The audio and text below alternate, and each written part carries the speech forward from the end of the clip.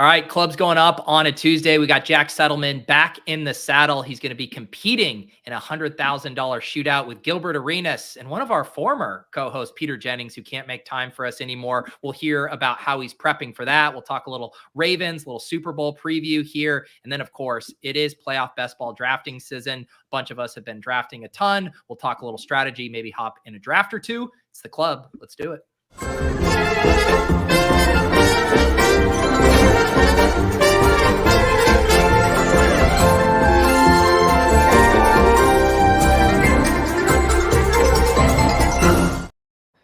All right, Jack Settleman back in the club like the good old days. I mean, this is now the 3-year anniversary around this time, Jack, when we did our first podcast about Top Shot? Was that 3 years ago?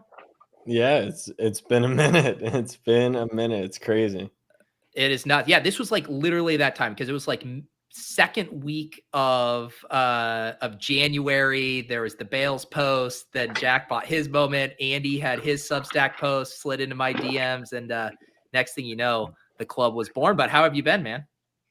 I've been good. Yeah, take me back to the days where me saying I think CJ McCollum at $80 base moment is underpriced. Those were the sweet days. But yeah, all good. Fast football season. You know, as you grow older, I feel like time just flies.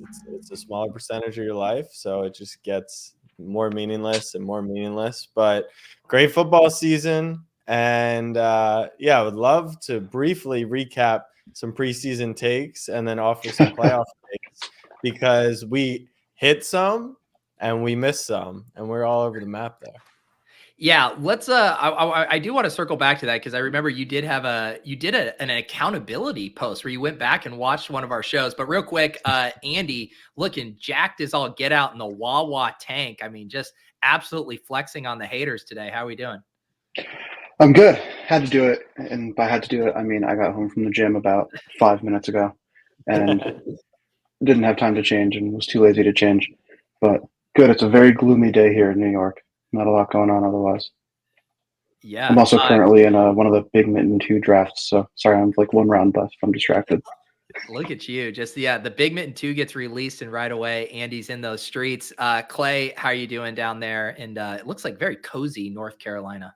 Yeah, it's a cozy day for sure. Got one eye on the draft, one eye on the playoff bracket, another eye on the tornado radar right now. A little crazy down here at the moment. Our neighbor's yard is completely underwater. Wow. It's hard to tell where the lake meets the yard. I think we've got I don't know how much rain has fallen in the last like 12 hours, but it's pretty nuts at the moment. So we're hoping that we don't lose power midstream. But other than that, we're great, man. It is trying to be a little cozy for the afternoon for sure. Are you starting to regret moving out of New York? I mean, Andy's out here just going to the gym, drafting best ball teams, and you're trying to keep your house afloat. Well, look, as long as we don't float away, I'm feeling pretty good about things because I think Andy's got something coming later today that direction. And if you guys have seen the horror videos of the New York City subway life, or if you try to go anywhere, flooding might be worse in Brooklyn than it is currently here. So we'll see. We'll check in like 8 hours from now with Andy. Yeah, the flooding has been bad around here lately. So I don't want to get into a pissy match about that one. I'm gonna send Andy a stand-up paddleboard. So, Jack, I do want to talk about the Gilbert Arenas shootout, or do you want to do circling back to 2023 season-long fantasy takes first? No, I did my accountability thread. Obviously, I thought the comment section from that episode was very accurate. They said I was kind of all over the board, and the predictions came in all over the board. But my most passionate take was that Sky Moore sucked, and he stunk, and that is the one that I'm most happy to see through. Okay. Yeah, and I believe my comment to you was, if that's your take, you better be loading up on Rashee Rice. Yes. No, it was honestly a very productive conversation. My rashness combined with your rationalism, and we landed on Rashee Rice. And I don't think Jahmyr Gibbs won anyone $3 million, although we kind of saw the upside by the end of the season. And, I think looking back, just some growth, accountability, like you said, way too much trust in Dennis Allen and Derek Carr. Like just that one just way too much trust. But besides that, Lamar, I mean, I guess fantasy-wise didn't look great, but the Ravens look great. So, yeah, it was a good season. Good season. A lot of injuries, but good season overall. I mean, Lamar looked pretty good week 17. He did. Oh. He looked pretty did he damn good win? week 17. What was the guy's name? I know his username. What was the guy's name who won BBM? Fareed? Fareed. Yeah. Fareed. Yeah. Who was his team? I didn't even see. Did he have Lamar? Jordan Love was who won it for him in week 17. That he had the Jordan Love, Jaden Reed stack. The way things broke in BBM, it was like a little bit harder, I think, to finish in like the top 10 with Lamar. You saw Lamar winning people all of like the smaller tournaments, though. Right. Like the Ravens were such a weird team for fantasy football this year because they were so good, and yet so many injuries like just basically wiped him out. Like if you had just taken Lamar and like didn't stack him, you would have been doing fine. But if you like triple stacked him like I always did, it was like, well, Bateman didn't do anything, J.K. Dobbins out for the season, Andrews injured, and you're like, shit. Even Gus by playoff time was getting like 6 carries a game, and then in a game we didn't even need to play, he had 14 carries. It was a bizarre scene. It's why I think there's so much conversation around Lamar MVP, because he doesn't have the crazy numbers like Allen or Dak does, but like if you understand his impact on the team, he's been the best player all year, in my opinion. And they've scored like 30 plus points, like 8 of the last 9 weeks. They've just been killing people. Yeah. So what has it been like? I mean, this is probably you've been a diehard Ravens fan since you were a kid, but this is probably the closest you've been to the organization, right? From regularly podcasting with Marlon. Definitely the closest I've been. We've started to do some manifestation, some visualization, because we always get to Marlon's place like 30 minutes, probably 45 minutes before he gets back from like practice or whatever he has setting up. And then he walks in, he's like, "What's up, fellas?" So like now I'm visualizing after we win the AFC Championship, what that walk-in is going to be, media day. So, 2024, you set some goals, you do some visualization. So that's in the cards. Ravens Twitter, Ravens fans have like some of the most severe PTSD from 2019, obviously, because it was a very similar thing. They just steamrolled everyone. They beat San Fran in prime time, like very similar things. I think that 19 is going to be a good thing for them going forward. Like they won't make those same mistakes. Marlon said they took too much time off in that bye week. They weren't as focused as they should have been. They were looking ahead to Kansas City. They could obviously lose the game. That's what people don't understand. It's 60 minutes. The ball is not even round. It's oblong. And the refs are, controlled by Western civilization. Who knows? The Illuminati. So anything can happen. Aaron Rodgers. I think, as we look at, Daniel D's comment, Flacco is coming. You could face Tua in that dynamic offense. Like, I have real fears of the teams we're going to play. But if you're going to go win a Super Bowl, you got to beat good teams. And the teams that are coming to Baltimore are saying, we got to go play Baltimore. So it's a good team. Lamar's at a different level. And if we go to I'm in like a big headspace of get me to Vegas, and then I'll figure out if we're going to win and finish the job. But like, that's the mission, is win the 2 games, get there. Cause that week would just be a lot of fun with how close, I've kind of put our company aligned with the Ravens. It's funny you mention Flacco. I'm sure you saw, but did you see that you won that very first draft we did from the Super Bowl house? Yeah, with Flacco.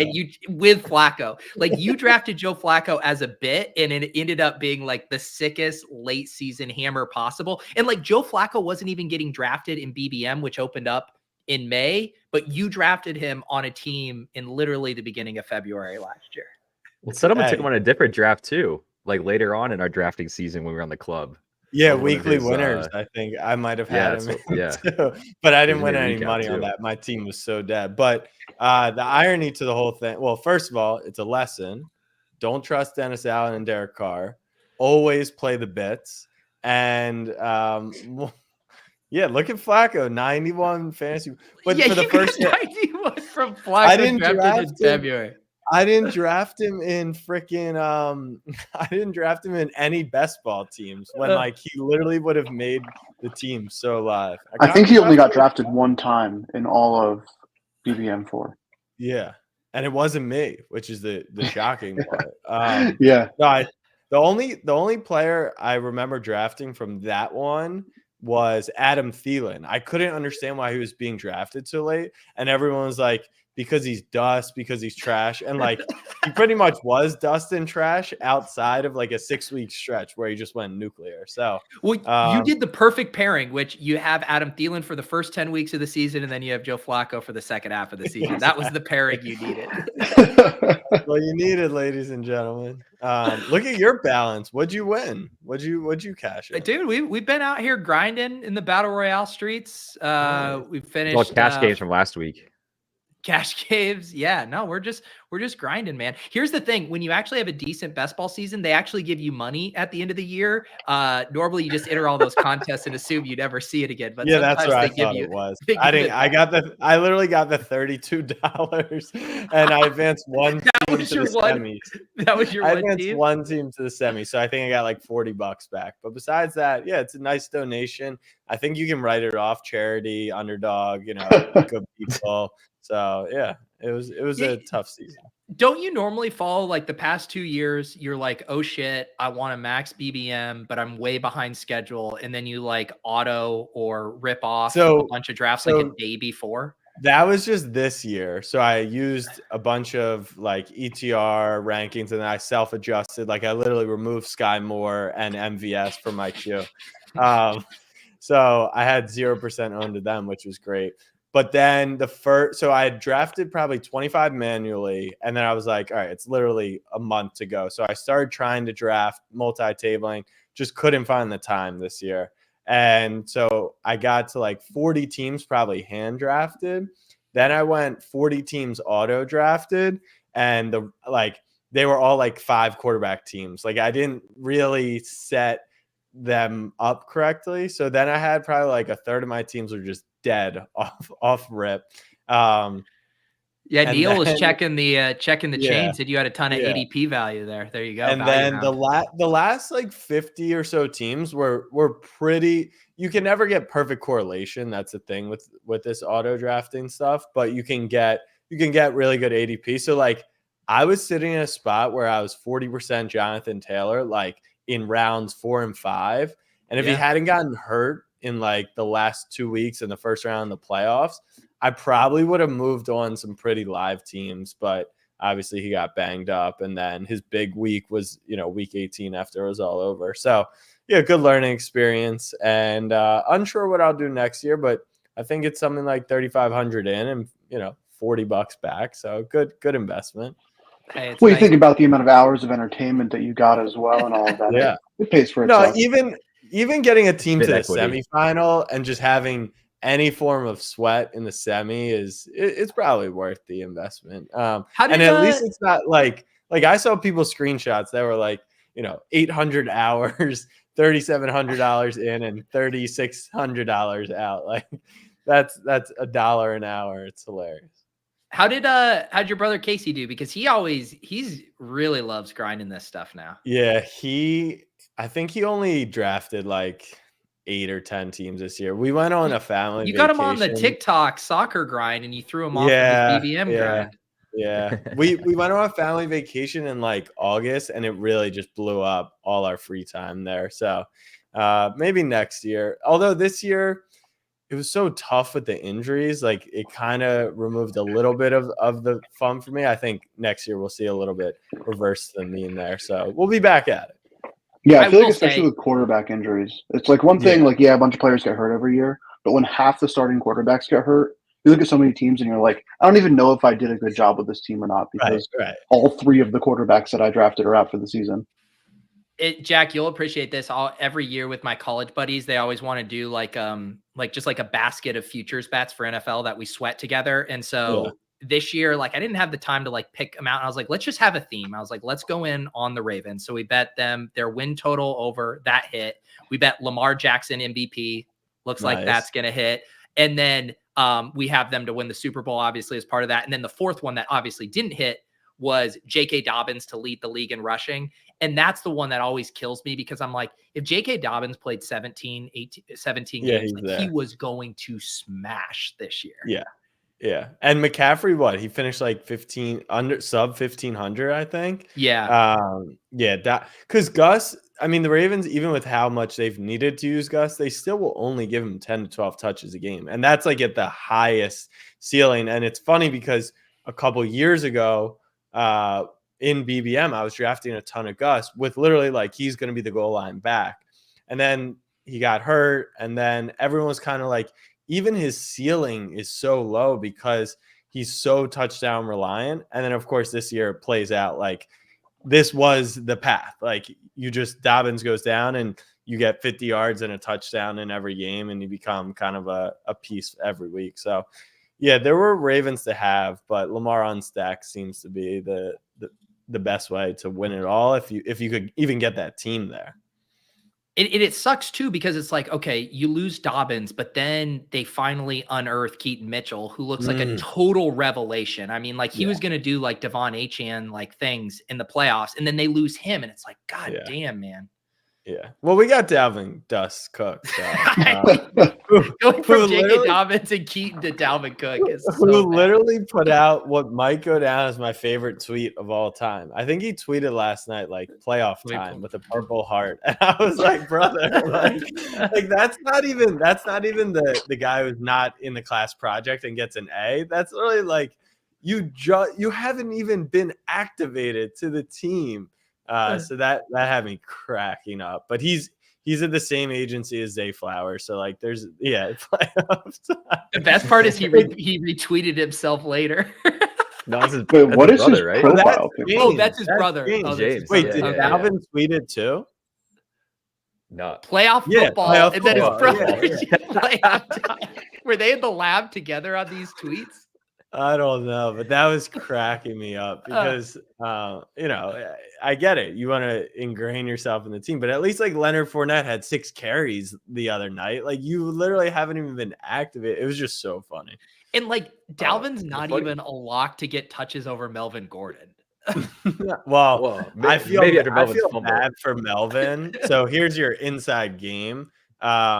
I wouldn't draft Dalvin in playoff best ball, but he will be running back 3 because so the knock on Gordon is like his fumbling problems, and he literally fumbled in his one opportunity on Sunday or Saturday. So I would imagine they're gonna go to Dalvin, but like Justice Hill's been a revelation over the last few weeks. It's just if you're drafting Dalvin, you're galaxy braining pretty hard, in my opinion. The funniest part is that Dalvin's tweet was first in the timeline of those tweets. Yeah. Legendary. Dalvin's playoff tweet, and then it was like Twitter couldn't even register the time difference because it had like a date next to his of like yesterday. Then James's was like eight hours later. Whatever.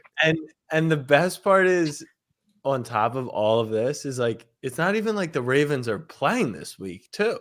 Like they're literally off, so it's not even playoff time. We don't know who we're playing. The guys had off the last 2 days. He's not even at work. It is just such a niche, funny tweet that us being online so often makes it great.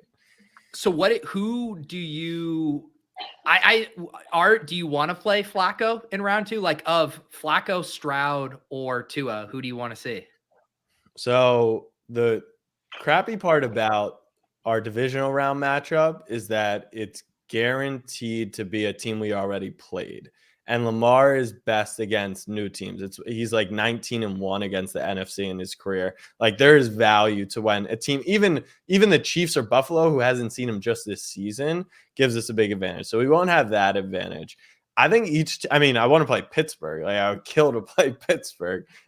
They stink, and they swept the Ravens, which is like they're not going to beat us 3 times. But I doubt they're going to beat Buffalo.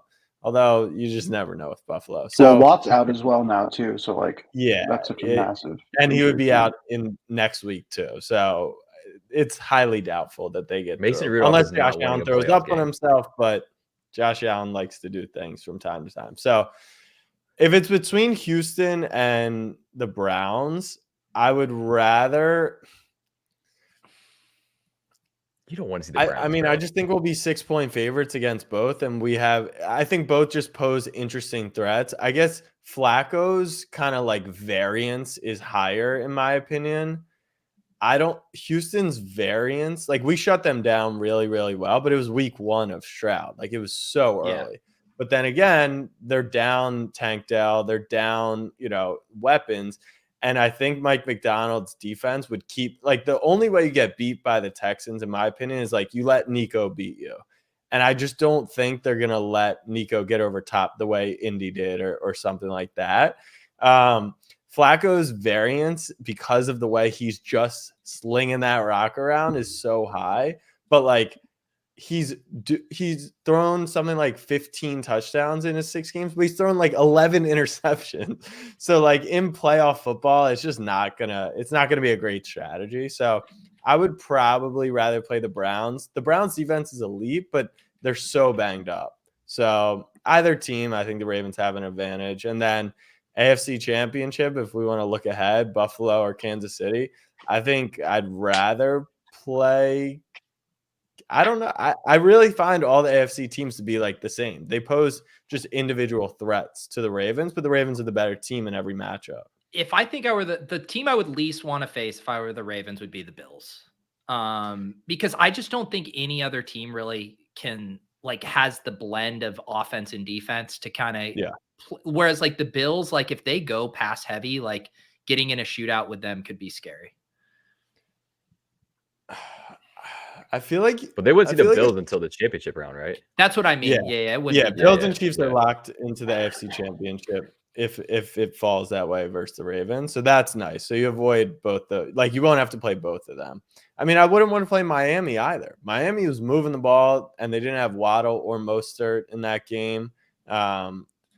I know how Tua plays in big games, but I don't know. It's just McDermott's been pretty good against Lamar historically. Lamar's been pretty good against Kansas City historically. It was the defense couldn't stop Mahomes. And, I mean, it's been the best defense all year, and that offense has looked like crap. But, it truly does reset. I don't know. I'm fading Philly. But if Philly came out and looked like Philly, given a week of preparation, would that surprise anyone? No, you draw on that playoff experience. So this is why we like the playoffs. It's a fresh start, and anything could really happen. What do you guys think, Andy? What do you think the spread is if we get the chalk Super Bowl Ravens Niners? What do you think the spread is on that neutral field? Is Mark Andrews back for that game?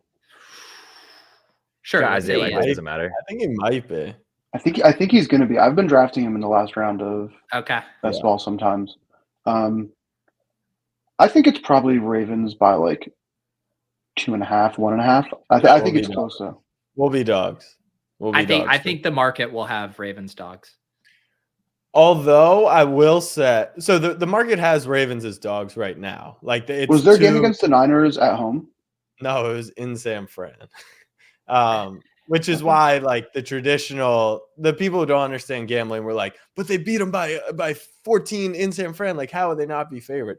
I get why they're I mean, Brock threw 4 picks. So that's probably not going to happen again. Their drive quality was high, all that bullshit. But I think Niners probably open as 3-point favorites, and it lands whatever. You just play the money line either way. So, yeah, I think it's pretty even. But I will say San Fran's path, let's say chalk across the board. If San Fran beats the Bucks or the Eagles, who look like crap, and then they beat a choking Dallas team by 2 touchdowns, and they look really good doing it, they might get credit or they might not. And then if the Ravens beat Buffalo, and Buffalo had just beaten Kansas City, maybe they give them a little more credit, but it won't be 3 either way, more or less than 3, I feel like. All right, we're going to dive into some actual playoff drafts here in a sec, but before we do, I got to hear about the Gilbert Arenas shootout presented by Underdog. I saw a cryptic tweet from you a couple weeks ago before it was announced that you're going to start getting some shots up, start training. Tell the people what's going on here and what you're going to be participating in. Yeah, I mean, they've posted something. It's definitely live. So essentially, Gil's Shootout, which is in partner with Underdog, but also Gil's Arena, which is his weekly show that he does about the NBA and basketball and pop culture. He put together his contest. There was a qualifier, I think for like 8 spots, maybe. Half the field was selected and then half the field qualified earlier in December. So we're headed out to LA. It's next Saturday. How committed am I to this? It's going to be, I already know it's in the middle of the Ravens game. Like the Ravens schedule hasn't even come out yet. Yeah, it's literally like Casey. This is the first time where Casey was like, I might quit. Like, he's just like, this is because it starts 4 Eastern. And I just know that it's going to be right through the thick of it. So I'm treating it as like the Ravens are going to roll their divisional opponent and we'll see you in the AFC Championship. But besides that, so we're going out to LA. It'll be on Saturday. Bunch of different rules that Gil kind of set. So I think it's like 25 mid-range shots round 1, go from 16 to 8. Then you hit high school threes, college threes, then college plus pro threes, I think, in the final. Gil originally was going to do like bracket, and I was going to face off with Gil round 1, which I was excited for because I would have lost, but I was going to show up in like a Javarius Crittenden jersey. I was going to put out some nice quotes about how growing up as a Wizards fan, I watched Gil crash out of the first round very often, but I'll just have to save those for another time. So it's for 100K. The best part is that for the first time ever, you'll be able to actually pick them on everyone in the competition. So I will actually have a projection in the app of, let's see, round 1 is, I think, 25 shots. 25 shots. My projection will likely be like, I put it at 12.5. I think they're going to put it at much higher because it's mid-range. So I'm not throwing the competition. I mean, it's for $100,000 fucking dollars, but I don't know. You sound like you have a defeatist mentality already, Jack. I mean, all right, you've known me for 3 years now. What is the one thing I always say when we talk basketball? You're below the rim, Russell Westbrook. Great I can't basketball shoot. Player, bad shooter. Yeah, that seems like an issue for $100,000 shootout. Yeah, like the first He's one trying to I get his did line down so then Casey can bet the up on it. Yeah, exactly. I'm line moving on myself so the sharps can get action on the higher. The first one of these I did not for Gil but for House of Highlights. It was free throws or it was supposed to be 3-pointers, and we got there and they were like, 3-pointers are going to be too tiring. Like, we've dumbed it down to free throws. I was like, I've been practicing banking threes from the top of the key for like 2 weeks. So we've got like 11 days to go. I have not shot a basketball in 4 months.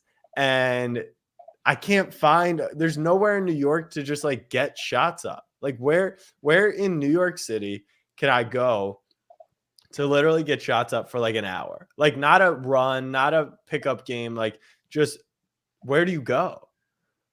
Isn't there like a goddamn like Equinox or something? Yeah, there are definitely there's a. I don't have the all. Hey, real New Yorkers play street ball, baby. Broke boy. Yeah, I'm not going out to the fucking park on West 4th right now. Like, I need. Where's your grind set? Where's your grind mindset right now, Jack? Like, this is just all defeatist mentality. I don't have anywhere to get shots up. Do you know how many people would be out here just getting shots up in the snow on the most unforgiving rim in the world right now if they had this opportunity? Yeah, it is a little bit defeatist, but like, how drawing dead am I? I'm facing off with fucking Gilbert Arenas. Did you see the video I posted on Twitter? Like, these guys, it's second nature to him making jump shots. Like, Peter Jennings is drawing dead and he will never admit it, but he's got no chance in the world. Like, when he's like, oh my God, I'm a good shooter, like 60%. Gilbert's like 90% in practice. He played in the NBA and was a shooter. So, yeah, I'm a little defeatist. I'm going to go for it, though. I'm really going to try my best. I hope people make some money. Any given Sunday, right? You never know. Exactly. Jack, and do you know what? You have an advantage on all these guys. Like, you have done what? It was the 3 years ago, the NBA All-Star game. You did what was it, a knockout contest? Yeah, knockout contest. Yeah. So I'm saying, but it's under the limelight, the pressure, the cameras. This is, I mean, that's your advantage in all of this. That's Yeah, and true. like you were saying, Gil doesn't have that experience because he got knocked out of the playoffs so He's often. never So played under the he doesn't limelight. know. To be fair, think about the last time Gil shot with only like a few hundred people in attendance. It's probably been a minute. He's used to all that crowd noise, and I've only played in gyms with sub 300 people, so it's a fair point. But if Jamal Um, Murray was playing, you're saying that you would have a chance. Well, Jamal, I outshoot him all day, but yeah, Gil's that's Agent Zero. That's a different level. I assume this will be live streamed, right? Yes, this will be live streamed on Gil's Arena YouTube channel. So, I mean, it'll be great. You can literally, for all you haters in the comments, you can take a Jack Settleman lower with a Lamar Jackson lower, and simultaneously, those events will likely be happening. It'll be an excellent day that everyone will surely enjoy. Where's this happening? I'm excited. It's in LA, but it's like 45 minutes outside of downtown LA. So it's like there's some famous gym that's kind of out there that people use for stuff like this. And is McCants participating? Yeah. Rashad's in it. Jenna Bandy, who beat me, who's fucking knocked down, she's in it. Sleeper. And who else? Any other content creators? Jesser's in it. I don't think Josiah's playing. He might be hosting. Cameron, I think, is going to be out there. So there'll be a lot of distractions. I'm still going to give it a good go. I'm just saying, look, you guys know me. Sometimes I might come on here and be like, I'm an underdog. I just wouldn't, if they posted odds at a sports book, I wouldn't necessarily pony up on myself. There you go, Jack. Thank you for some good financial advice there. All right, let's use the second half of the show to talk some playoff best ball. Andy, you were in a big mitten right as we were going on the air. What is your, just like right now that we finally have the full bracket solidified, what are your favorite angles to attack? Yeah, well, so it's interesting. Like I've been drafting since the contest opened forever ago, and so I've seen like the markets change a lot. And so probably for those who have not been following along for as long, the biggest change outside of teams who got eliminated, like the Jaguars for a long time are getting drafted, but like they suck. The biggest change has been the Bills, because when this contest first came out, it was like all-time low sentiment on the Bills. And at that point, they had like a 15% chance of even making the playoffs. And so they were like essentially free. So there are like a ton of, maybe a ton is the wrong word because most of those teams drafted a bunch of dead players too. But there are like some pretty crazy Bills super teams. Like I have a couple of Bills teams that I drafted early on where it's like you have literally every player on the Bills and then literally every player on some NFC team that you wanted to get. And so now Josh Allen is going in like the first round, normally like pick 4 now. His ADP is showing 7 on the site. I've been in like 50 drafts today. It's not 7. It's probably more like 4. I think outside of that, the interesting thing has been like CeeDee Lamb kind of being the only non-bye week player that consistently goes top 3. I've seen him actually go 1 a lot, which I personally don't subscribe to, but I get why people are doing it. Outside of that, the other big slider is the Eagles. Like I've drafted Jalen Hurts. I've personally drafted him in the 10th round. And so like, I know that he's going like almost undrafted. And it depends though. Like there's drafts where he goes in the 3rd round. There's drafts where he goes essentially. I did that yesterday. Literally took him in like the 4th round, I think. I think that the Philadelphia FUD has gotten too intense. They're definitely not a team. I was not betting on them very much early on. Yeah. My Philly, not even a Philly fan, but I think it's gone too far. So them and Miami are the two that have just like totally, the floor has fallen out on them. Now Rams guys are going above them. A lot of teams like that. That's one of the trickiest things about this contest. If you're playing it optimally, is there's a lot of builds where you can't even take advantage of those fallers. Like I've had some where I kind of find the Chiefs to be values, like where even like Rashi Rice and Pacheco, and I'll get them. And then like Achan will be available in the 9th round in one of these drafts. And I'm like, well, I can't logically take this player, but holy shit, I kind of wish I went a different direction so I could scoop up this Miami value. Yeah, I actually literally just sent a message during this stream saying that I'm having a really hard time taking Tyreek Hill right now because as those Chiefs players fall and I already have Tyreek Hill, I just like can't bring myself to structurally draft those Chiefs players. And so I've been, unless it's crazy value on Hill, I'm really not taking him anymore. Unless it's a 1 out of 6 advance and you're kind of just trying to get the nuts and you're going for like a Baltimore Niners Super Bowl or something. Yeah. What real quick, just because I haven't been in the streets, can you give, I guess, like a few minute primer on what is optimal playoff strategy? I think that could be helpful for myself, but also for others.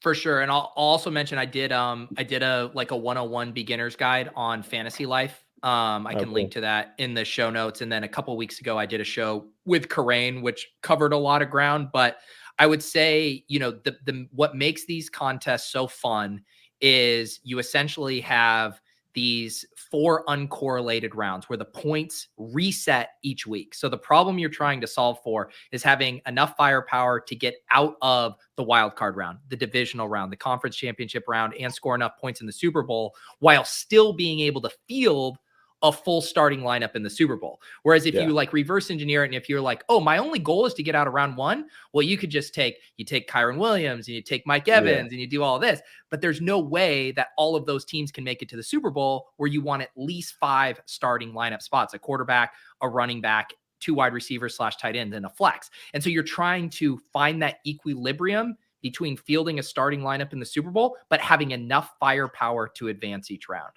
And this is niche, but was there a positive EV return if you just drafted to make it out of the first round? I feel like I remember that going around last year, that the payout if you just advanced through, maybe it wasn't the first round, but the second round too, that you could actually turn a profit. What is the payout structure super top heavy like BBM?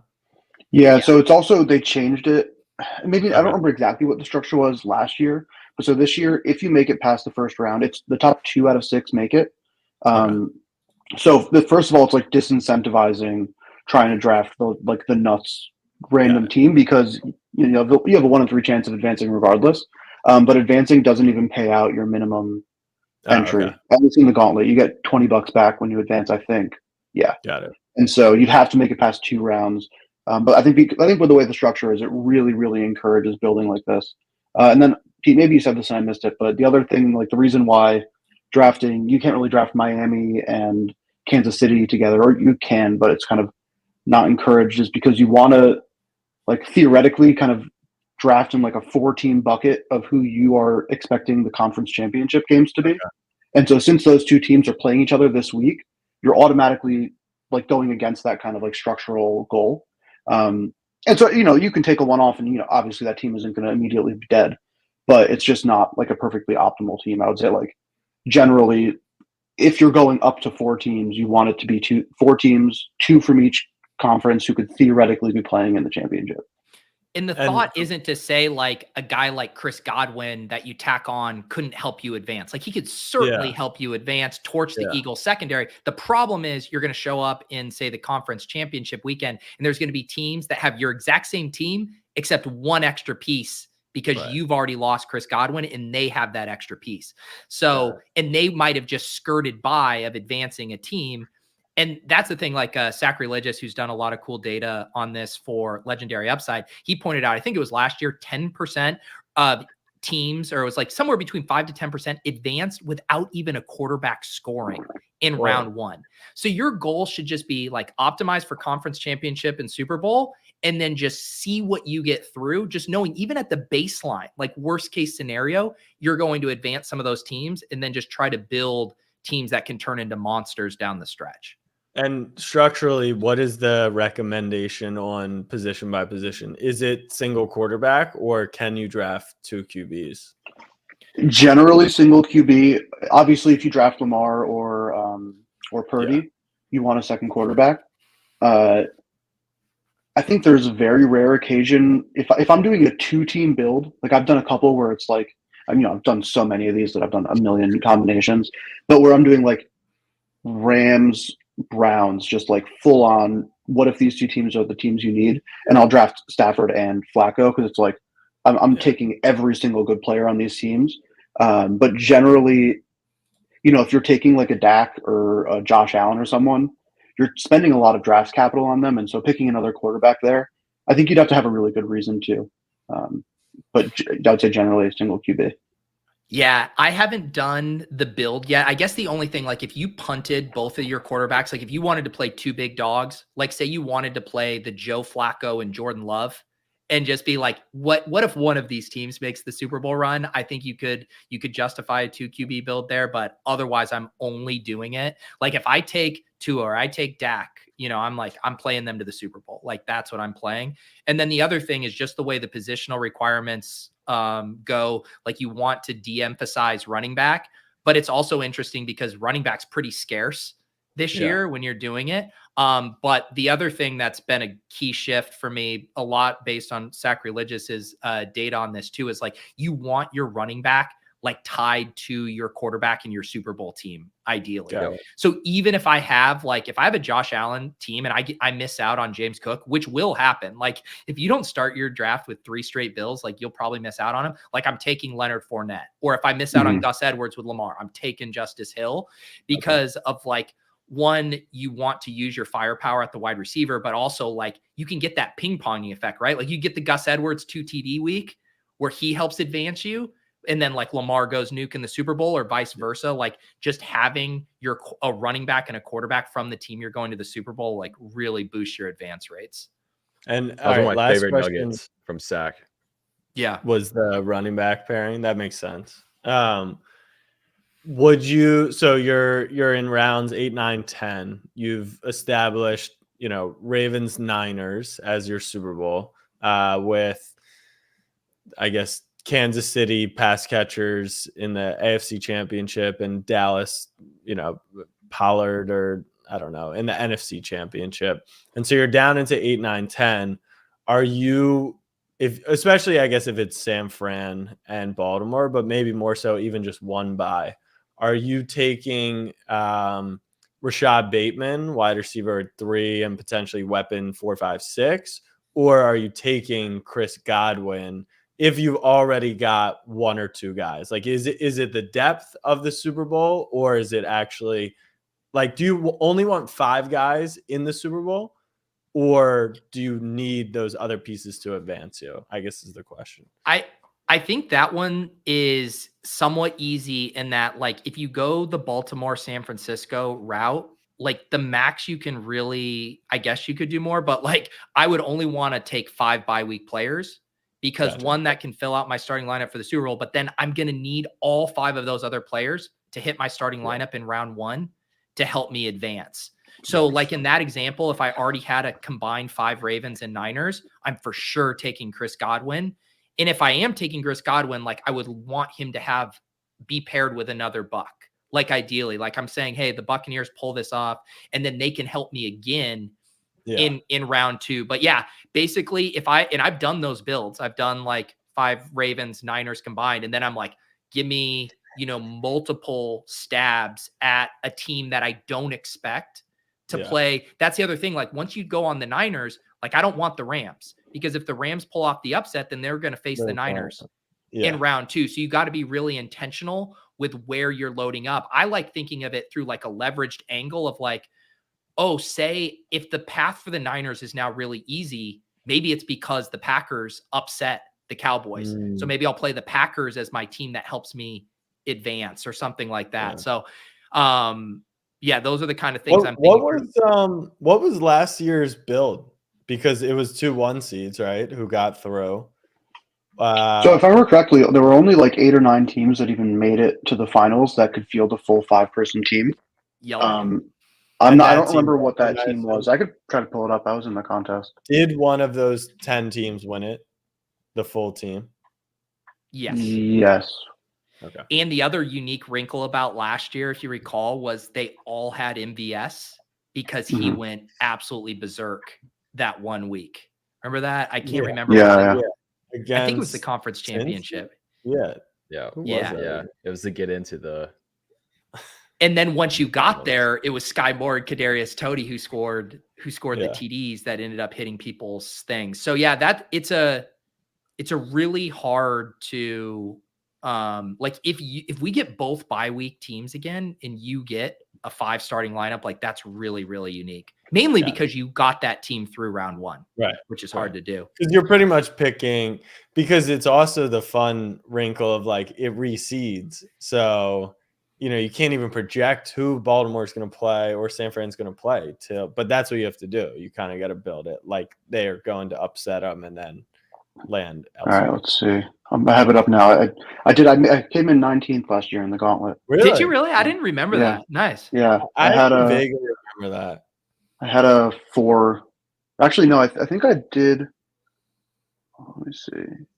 No, yeah, because my issue was I had if San Francisco had won, I had an incredibly live San Francisco KC's team, but obviously they didn't, and so I had just like I had 4 Kansas City players or 5, but I didn't have a quarterback. This year will be different in that because last year was 1 out of 6, so advancing 5 bye week guys was really hard. Whereas 2 out of 6, it should theoretically be much easier. Yeah. So there would this be guy stronger teams. The winner last year had Brock Purdy and Jalen Hurts.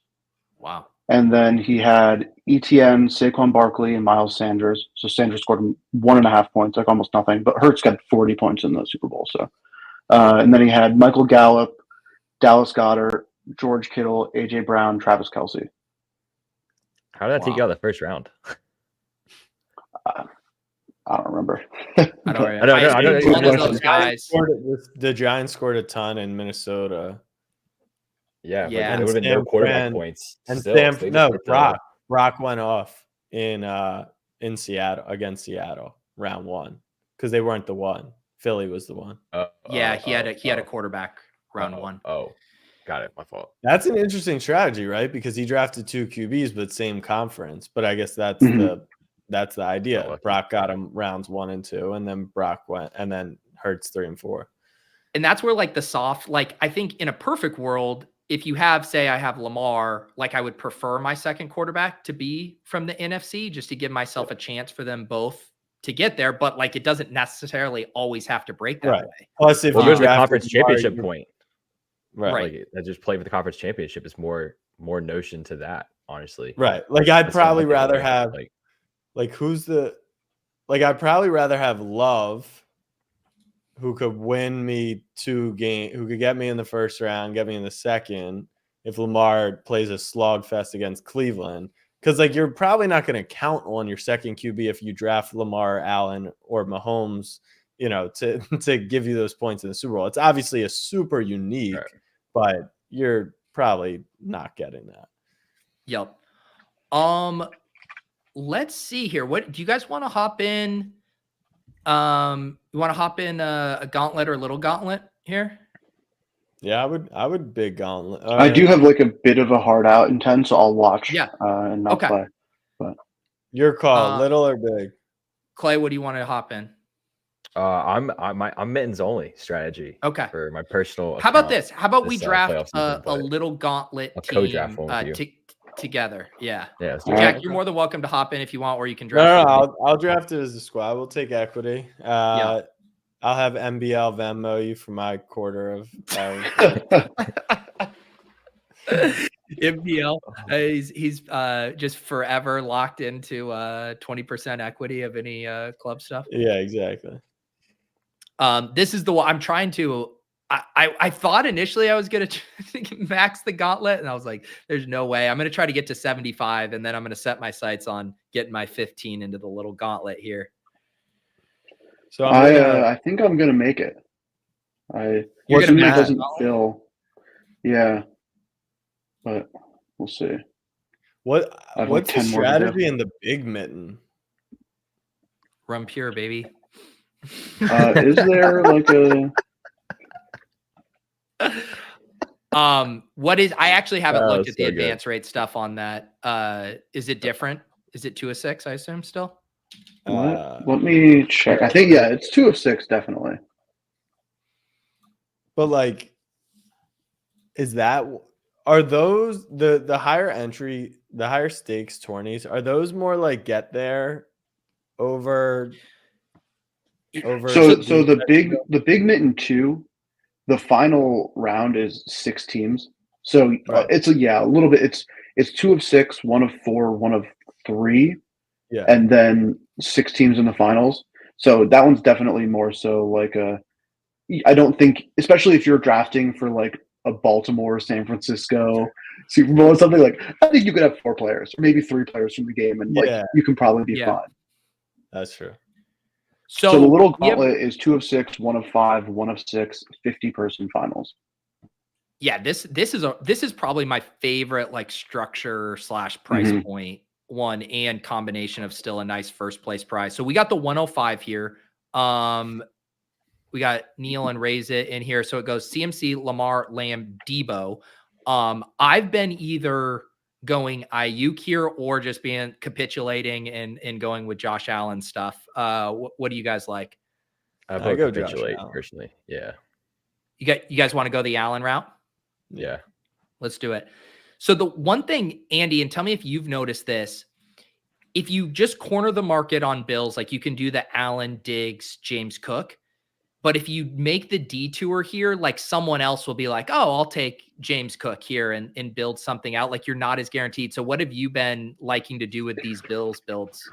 Yeah, I think it really depends. So like if you get Ayuk here, I will just take Ayuk and be like, all right, I think I'm more comfortable missing out on Stephon Diggs than I am on James Cook at this point. Right. Like you were saying with how thin running back is and everything, I like taking Ayuk there and then getting to 4 Bills because you're not going to get another Niners player you feel good about. Yeah. And then you can have like a pretty nice out of like Bills Niners Super Bowl feels super live. It's rare anyone's going to have more than 4 Bills and 1 Niner. So I like that combo personally.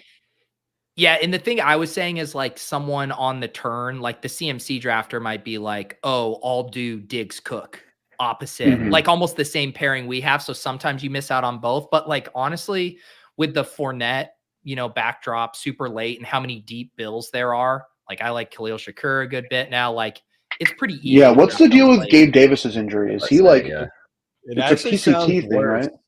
It sounds kind of worse than expected. It sounded like he's getting an MRI and he might miss time. Yeah, I haven't been drafted. I've seen him go undrafted. I mean, he doesn't really have a catch in the last month of the season, so it should make it easy. Kyron super early. That is, that's really. I did for fun today while I was doing some personal cardio club gauntlet drafts, and I was like, all right, I'll do one while I'm like act like myself, but I also queued up 2 auto drafts, and one was all Rams and Browns, and one was all Lions and Browns, because you can essentially auto draft that and like fill your whole team just a 5-on-5. And so I did draft Kyron Williams at 1-3 intentionally in a gauntlet today. Nice. If you don't have the bye teams, is that a way to play it? You just draft 2 sides and kind of be done with it? Yeah, I think you can. It's not too much though to have like 5 of each player. I mean, team. No. Yeah, but I mean, especially like, in a perfect world, you do it with 2 teams that were like super live to get to the Super Bowl, right? Like you do Cowboys Bills and like onslaught both of those teams. Like I think that's very viable. We might sneak something out here. Wow. Snuck Diggs in. That's really should we go nice. Cook first though? Because should we go Cook first? Because the turn. Who does this guy have? So he has 2 receivers. Wild. He has Tyreek and Amon-Ra. I kind of like going Cook first here. I think I agree. Personally, I agree too. Yeah, I mean he's going to draft Diggs because he's obviously just going to do it but I would draft Cook. I do. Yeah. I agree. I think he was probably more likely to pass on Cook, and yet Cook still means way more to this team, I think. But who knows? Because if you fill it out with Kincaid and Shakur or something like that, like Boom. You can do that at the end. Ooh, Wow. that's hot. That's All right, this is hard a to good do team. right He was going 2 running back there, so I think Cook was going off the board. Honestly, I Yeah. really do. Wow. So we started This is a Josh sexy Allen, James team. Cook, Diggs, and snuck in the Brandon Ayuk, which is very Sitting nice. at 1250 right now. So yeah, so now I think Don't the worry, Clay, the next thing it's to on do me. is basically think about who is the second NFC team that we want to get a team from. And normally where I think about it here is like, what team can I get a good running back from? Because we have Cook. Probably don't want to draft 3 running backs because we have Cook. And so like, if we can get like Jahmyr Gibbs would be the nuts. I doubt we get him. But Yeah. that would be what I was thinking about next from this position. Rico Dowdle. We could all. Yeah. I'm only half kidding. Like not with our next pick per se, but we should still also consider Kincaid. Baltimore pieces. Mhm. Looking at the odds to face Buffalo in the AFC Championship game, it's 77% for Baltimore and 12% Miami. So Baltimore still really pairs really well with Yeah. Bills pieces. And then on the NFC side, we're pretty wide open, right? Because you could basically play Dallas, Detroit, or Philly. Yeah, I've been seeing some of the Baltimore guys slip a little bit lately too. I wonder if people are just bored of drafting the same players over and over again. I think you start to see the bye week spooks too. You mentioned CeeDee Lamb going 101. I think people start to get they just tense up. I don't want to be investing these early picks in guys who are scoring 0 points. Gibbs does go to the 101 drafter there. This is a good example though of why I still like drafting like a Bills kind of onslaught in particular. And there was like that period up until this past weekend where it was like, really nice in some of these like, mitten drafts or earlier that period of the gauntlet. But you just really got to pick and choose. Like, you take a couple of shots on teams that would face the Bills in the Super Bowl and you're going to have that starting lineup as long as we get like one more Bills piece drafted. Like we have 4 Bills and then you just like, we need whatever NFC team makes it to the Super Bowl, have one player live from that team, and you got your starting 5. And it's just a really, I think, exciting but yet comfy way to draft that I don't think you're really losing out on a lot, considering if you think the Bills are going to score points in week 1. Yeah. What do you guys think about the Philly Go stuff ahead. here? What do you think about like gonna say DeAndre? Smitty and Swift looks like the optimal here. Yeah, I've been buying the dip on Philly, but I think you could probably get them later, to be honest. When did Hurts go? He went kind of early, didn't he? Yeah, he went to the Mahomes drafter. Oh, you guys got Kyron and Pook off the board. Well, we don't want to go Rams because they're going to play our Niners in round 2. Yeah. I see. We could make the case. Oh, go ahead, Andy. I almost wonder if we should just take Kincaid and basically say we're done with the Bills. I don't hate that. It's definitely a reach for him, but I mean, or now you take the. We can lock that up. Because I think we're going to get a lot of information coming back as far as like who is going to drop. Because like it could be Miami, it seems like it will be. It could be Philly, could be like a couple of the Detroit guys. Okay, so I still don't mind Swift here. Because they were playing for like either a Eagles or 49ers in the Super Bowl to fill out our 5th piece of our Bills stack. We got 4 Bills. We need one NFC team or player in the Super Bowl to match that. Yeah. So I think it's our favorite NFC piece of any variety. And then we kind of just got to hope Goddard comes back, ideally. Right. I think there's a good chance he does. Yeah. Yeah. All right. I do have to run though. This is fun. Yeah, man. See how this team finishes up. Peace, Andy. Yeah, we'll see you next everyone. week. Peace. Happy drafting. Yeah. Happy drafting.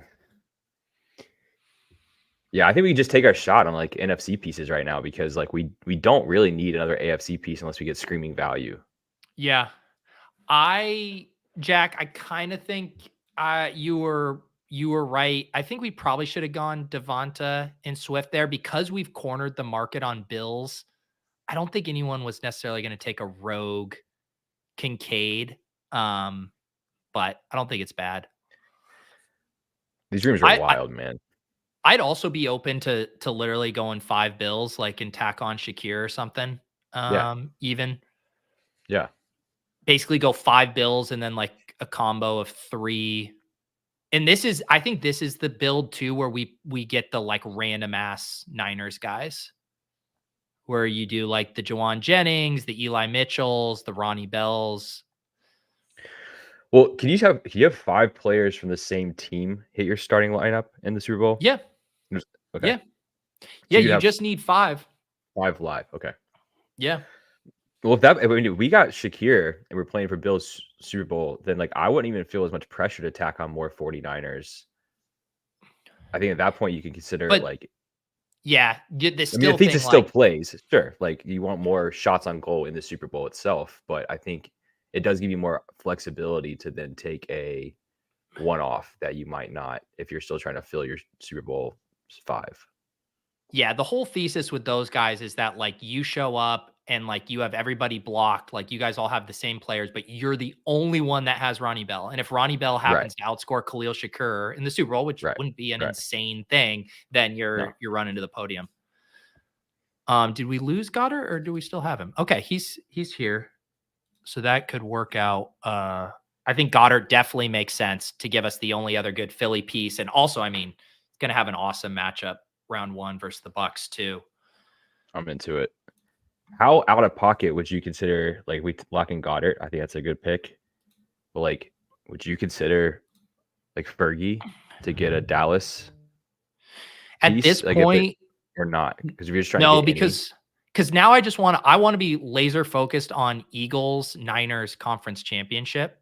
Okay. So like to me, how I think we do this is I think we take Eli Mitchell here and be done at running back. I'm cool with that. Yep. And then we could basically decide. I think we take one more Bill, and then we take one more like whatever random ass Niner you guys want. Cool. Would it be insane? Would it be? Ahead. I mean, maybe not with this bill. Let's say it was flipped to Dallas or something, but to take a second quarterback here, like if with Allen, it's tough. But like, won't there be times where the rest of the team gets through, but the quarterback doesn't? Yeah, but because of like our bet on the Bills, like if the Bills don't make the Super Bowl, this team's like dead. So then you but I'm like saying, is there a world where the Bills make the Super Bowl, but one of those games, it's like, you know, how they played Dallas, it's 17-3 and they ran the shit out of the ball, and like having Stroud, you know, like Allen doesn't throw versus Pittsburgh. They just run all over them. Is that something that you're trying to do? Or I don't know, like, do quarterbacks go on? I mean, Flacco obviously did it, but like a 4-week tear where they're pushing teams all the way through. That feels like a lot. Yes, the thing is like it really is like the expected value thing. So like in those scenarios, right? Like if we're trying to beat 1 of 5, 1 of 6, and then we have to finish like 1 of 50. And so having the extra piece in the 1 of 50 round is so much more valuable than like the scenarios where the Bills advance and a quarterback outscores. The one scenario, Jack, I think I would just maybe consider it is like on this build and Jalen Hurts is available in the 10th round. And it's we've already made a bet on the Eagles, and for some reason everyone's just fucking ignoring them. Like, yeah, let's just scoop up that value because we already need the Eagles to go far. Shakir here. I think Shakir. What about he looks good. Gabe Davis is right there. I know, but might not it's play. like let's get Gabe too. Fuck it. We could just onslaught Bills, or I have you a couple go the Jawan Jennings or Ronnie Bell. I have a couple mitten teams where I just took every single Bill and then just mixed and matched NFC Championship. You're a big Bills fan these days, huh? I mean, I just like it for the purposes of drafting within structure. And no, I know. I'm saying like now you're going to be a big Bills fan because of honestly, the situation. Yeah, will be. All right, who do you guys want for this last pick? A Bill or a Niner? Knox is actually a good shout too. I keep seeing the chat say Knox. It's not the craziest thing because he's live for a touchdown at any point. I kind of like that actually. I kind of like Knox. The only thing is I still feel like him and Kincaid are slightly Yeah, I like Juwan. But the ping pong, that's up to you. I don't really care. I think it's all pretty even. I will say the one thing I think about a lot is if I think I have like a super chalk team, then I might be like, all right, let me do the Ronnie Bell, like Galbrain. But because we got such that unique combo with sneaking Ayuk, I'm more willing to kind of like chalk it up and just take the best Niner. And so now, like, I mean, if we get a Buffalo Niner Super Bowl, I mean, this team is just lit. Loaded for that. Yeah. I got one similar that's got Devo on it, so I'll be pretty hype if they work out like this. There's got to be. So how much do you think about like those people who were drafting early? Obviously, in a new contest, it doesn't matter. But like the mitten or the gauntlet rather, that's been live since the start. Are you drawing dead, or is the assumption that for every Allen Diggs team that was drafted rounds 5 and 6, they also had ETN or something? Yeah, I mean, I was tabbing through some of mine, and I do have a ton of dead Jags. I think the Jags were really the biggest landmine, right? That people would have. Also, like, I have a bunch of Keaton Mitchell from like early drafts because I was like, he is going to be a sick playoff hammer. So that's like that. Yeah, I think we took him on our other club draft a few weeks back. In your sifting, I assume you also have very live teams that were drafted. Like, what are show me like a super team that you have, and then I'm saying like, should you then just be fading Buffalo because even if you draft the best Buffalo team like we just drafted, there's way better Buffalo teams that exist. Yeah, that's the thing. And I even there's people who have way bigger super teams than me. And like I'm just tabbing through here. Like here's a Tua Jacksonville thing here. We got a lot of Mahomes. Yeah. I honestly I missed a lot of the cheap Bills. So yeah, I'm probably not even the best. I haven't tabbed through all of I just did like a quick thing. Here's like a Brock that I only took one quarterback early on. So this is taking a 0 at quarterback, doesn't have Keaton Mitchell. Like this team is dead. Which is you got to crack a few omelets or eggs to make an omelet in these contests. I also think too, like one of my takeaways from just like best ball as a whole is like pod variance is so high.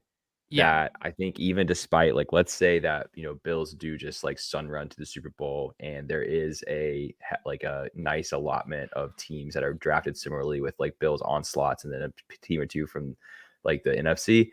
I mean if things are consistent from kind of this best ball season to the playoff structure, like some of those teams aren't going to make it through even. So you're already like whopping off a percentage of those as well. I would imagine because you're going to have that room where somebody did optimized for round 1 and not round, not the Super Bowl. So you're hoping to slide through that, but then I don't know. So I think we'll lose a percentage of those teams that look good on paper just from pod variance. Yeah. And because they're going to lose to the Ravens, but that's, for another time. This is why I like getting some entries like in, if you haven't fired at the gauntlet now, there's always the trade-offs, right? You are going against some super teams, but you can build a really strong portfolio because even just not only that, it's not even just having injured team players and not even just having the teams that didn't make the playoffs, but just understanding what the bracket is. There's going to be so many teams where I'm sure there's a lot of Dolphins Chiefs builds and now those things are completely suboptimal. So yeah, I think there's still a pretty nice, and this little gauntlet has been open for a long time too. So you can build like that team we just built in there, even though there's probably better Bills values, like the additional information we have with our Bills build is probably very, very helpful. Yeah. All right, dudes. Jack, it was great to get you back in the saddle. Are you going to be going to any Ravens playoffs games? So, I mean, fingers crossed that they, for some reason, put the game on Sunday. We would red eye with my $100 check. $100. Well, that's actually what I might that's flip right there. That's just for the pick'em slip too. Yeah. Yeah, my participation fee. No, we would red eye Saturday night to Baltimore for that game. If not, we would 100% be at the AFC Championship, pending no Flacco or Stroud insanity. And then obviously I'll be out in Vegas for Super Bowl. The great thing about the 1 seed is all you have to do is win 2 home games, and you're the better team in both games. It's really fascinating. So I should probably be less defeatist and change my mentality for January. Win 100 grand, win, the Super Bowl. Well, that visualization, I said, I'll key that in. That Stavi moxie, Just Yeah, exactly. Jump on the chest a little bit. There you go. Like, who's your upset pick for this weekend? That's what I want to hear. What's your spicy take? The Rams are obviously super public, but I actually do like the Rams as a underdog. Like the Detroit defense, I just don't trust in the dome. McVay is great. Campbell apparently gets on tilt like the rest of us, which is great if you want to hang out with him at a casino and laugh, but not as a head coach going for 2 from the 7-yard line. I don't think they'll pull it off, but I think that the kind of like the dynamic of Miami versus Kansas City, you think about their game in Germany at a neutral. If Tyreek doesn't fumble, if Tua makes one other throw, they likely at least go into overtime, but they could have easily won that game. Miami looked like shit the last few weeks, but shit relative to like they looked fairly good against Baltimore for, a half or 28 minutes. And then like everyone loves Buffalo. They were beating Buffalo. And I know Allen made turnovers and sorts like that, but like they didn't have Mostert and Waddle. And then on the Kansas City side, I've never seen a team benefit so much from not playing. Like people forgot that the Chiefs have been atrocious over the last month just because they didn't trot Mahomes out there.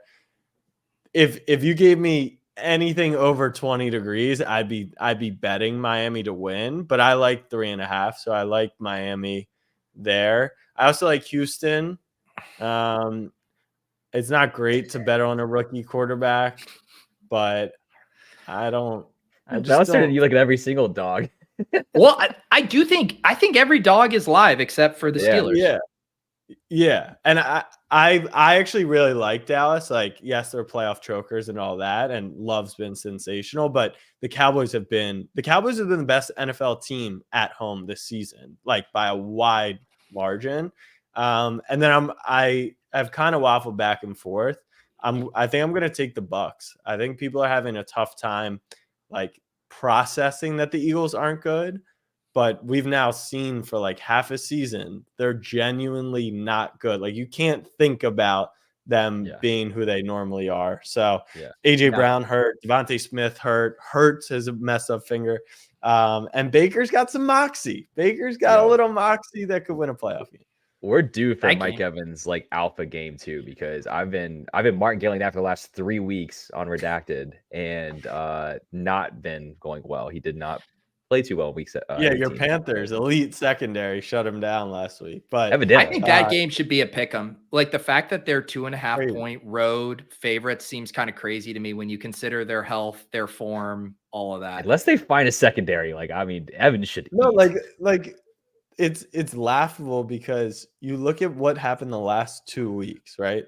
They got destroyed by the Giants and the Cardinals and lost to the Cardinals at home, like and didn't force them to punt. Like it's not like they're just people are so confused. If MVS catches the ball and Josh and Bass makes a kick or Gabe Davis runs the right route, like this team, they have a worse record. That they're literally playing in Dallas, or they're not the 5 seed. So I think people need to take Philly for what they've shown us they are. Could they beat this average ass Bucks team? Obviously, but like you get plus money at home. I'm fine with it. I like the Bucks pick.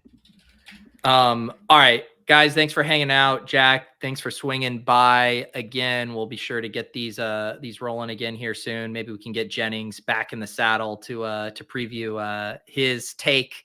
I have a feeling he'll be a little bit more confident in his chances than you. And he'll know exactly who's playing in the Super Bowl. Sometimes you need a little Jennings in your life. Yeah. Also, I saw some people mentioned it in the chat. Underdog actually just dropped another playoff contest. It's a very nice format, $10 10 entry max.